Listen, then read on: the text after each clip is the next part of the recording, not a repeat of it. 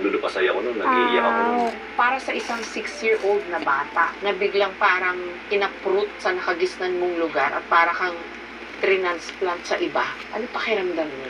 Talagang lagi ko pa rin tinatanong sa tatay ko na hindi ba talaga pwedeng bumalik na lang ako doon? Hindi ba pwedeng bumalik ako sa nanay ko? Tapos, ang ginagawa ng tatay ko lang na, ano yung sinasabi na, kung gusto mo bumalik doon, kailangan mo mag-aral mabuti para makabalik ka doon. At that stage sa buhay, natanggap mo na Pilipino ka, dito ka sa Pilipinas. Natanggap ko na po yung elementary pa lang po eh. Okay. Pero hindi ko po tinanggap na hindi na kami magkikita na nanay ko. Hindi nawawala sa isip ko yun na, hindi, pag ako umungat sa buhay, kaya ko na siyang hanapin. Hanapin ko siya.